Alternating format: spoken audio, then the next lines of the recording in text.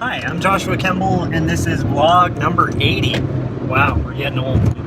This is the vlog where I talk about quarterly stories, which is my graphic novel that I hand write, hand letter, hand ink, and then hand to you hopefully someday in print. But until that day, it's available serialized online at quarterlystories.com. And you can read it there up to page 48, which I'm currently inking. This is the vlog where I talk about the process and the progress of creating that graphic novel, on top of being a full-time art director, full-time father, a full-time husband, and it's a very personal story to me about faith and mental illness. So, hi. You'll notice it's a little brighter right now. It's because we just had an hour stolen from us, and so it's daylight savings.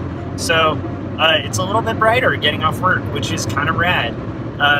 Feels like I haven't really lost the day yet. So, today I'm really hoping to ink the next panel of Quarterly Stories. I have inked panel 8 yesterday. I also have to edit vlog number 79. And I also have to entertain family until Thursday. And it's been really fun to have them around. It's really cool to see family members that we haven't seen in a long time. And it also makes it close to impossible to work on art. And when I do work on art, I'm not really able to film a lot of it. So you might notice that I'm just kind of going to be sneaking in vlogging here and there during this period. It also means that I may not be able to do Artcasters because just, between 4 children running around and playing and making a lot of noise, I don't think that's going to really be conducive for like a live Artcast like the one we do. Also, particularly because, hey, I could just use the guest room, except that the guest room is being taken by guests. So we have a really full house and a really crazy busy week. And on top of that, I have one of the busiest seasons we've had at work. And it's pre-rush season. It's just busy. And that makes for really fast days at work, but it also makes for really exhausting days. And so it's really been an interesting challenge on top of all of this stuff to try to kick out artwork. And I kind of managed to yesterday.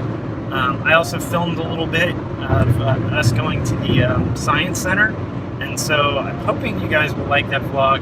But it is one of those things where this is just one of those weeks where I'm going to update where I can and address what I can when I can. But it also got me thinking about some possible content for this vlog. I can't really just leave the camera running, film a little bit of the process, because while I discuss content, which is kind of a format for the show that I was pretty sold on. But when things get really busy like this, that becomes kind of an impossible format, because like I said, got a lot of kids running around the house making a lot of noise, and it just wouldn't make for the best content. The thing I will say that's been on my mind a lot is perseverance. And I think it's because last week, and you might notice this in my vlogs from last week, I wasn't necessarily in the best of moods or spirits.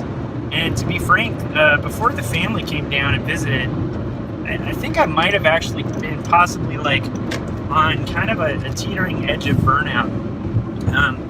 And part of this is because I am an overachiever, and one of the qualities of being an overachiever that's beneficial is a lot of overachievers end up in management, because you want to do the best you can, you have a really strong sense of urgency, and you also, because you like achieving, seek achievements, and those achievements tend to take you into management.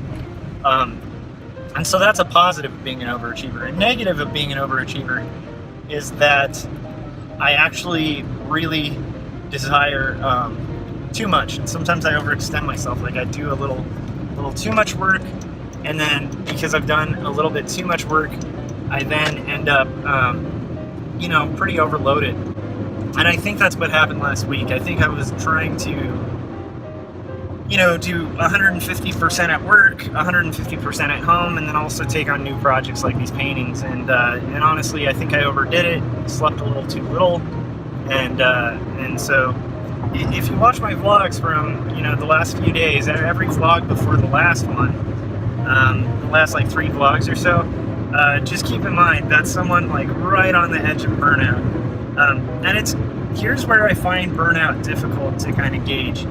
I want to be somebody who is constantly pushing the limits and constantly pushing my abilities and constantly scheduling in my personal projects when I can. I don't think that it's healthy to just shut that off about myself and go, okay, I'm going to do the bare minimum and clock out. However, I would also say that, there comes a point where it's smart to be realistic about what you can take on. And by realistic, I don't mean pessimistic, because a lot of people confuse the two, like being a realist with a pessimist.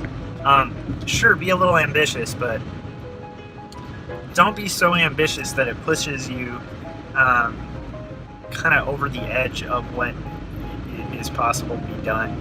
And then you're no good to anyone because you're burnt out. So I am kind of recovering from that. Like my wife luckily let me sleep a lot on Saturday. And then, the last few days I've been kind of gradually kind of gaining back momentum so as to not burn out. But I will say, it was a rough few days. To people on YouTube, I want to be clear that I'm not trying to complain. Like I usually wouldn't even talk about something like this unless I saw a solution ahead. But I am trying to be kind of honest and open, and I do feel like I overextended myself. And it's funny because I get better at recognizing when that's a problem or when that's something that I'm doing, but it still creeps up on me even in my old age, as you can see. On a plus side, it's been really cool to have Benji, his papa, and my sister-in-law and her kids around. It's hard to explain, but it's been just like it's super awesome to kind of see all the kids play together and really like how well behaved and awesome they are, and also just see people you care about that we don't get to see very often. They live in a different state, so it's been also like a really valuable few days. But it also brings this new challenge, which is how do I make time for my art and keep that consistent so that habit remains built? Because if I can't keep that habit now, most likely when it's easy, I won't be able to maintain the habit. So just some thoughts. I'm going to keep this vlog short because, like I said, I got family. I might try to film a little bit of my process inking today. We'll see if I can get it captured. This is just something I'm curious about. Like, how do you guys avoid burnout?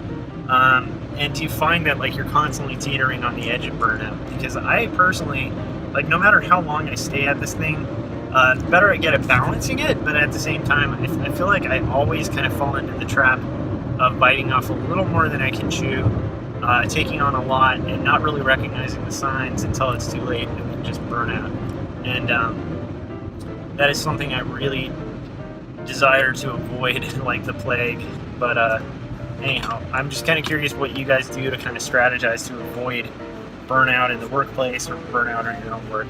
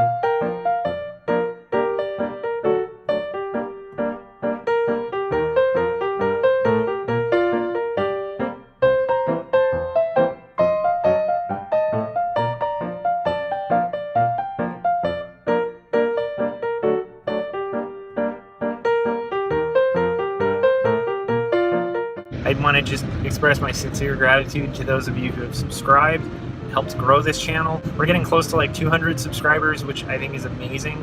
I know that's pretty small numbers for YouTube, but for me, seeing this channel kind of grow from kind of like, you know, subscribers to 200 almost has been really encouraging and exciting. And it makes me feel like, okay, maybe I'm onto something with this weird little like talking to videos and building a little community online thing. So thanks to those of you who subscribe, like sincerely, it really makes my day to see those numbers go up. And then aside from that, like, I really want to say thanks for those of you who have subscribed, commented, liked, and shared. And also, if my throat sounds kind of weird, it's because I'm still hanging on to that stupid sore throat thing. My wife and I, it feels like we've been sick for almost a month now. And so hopefully by the next time, I will have that cleared up as well. Okay, thanks for watching, you guys, and I will see you guys next week.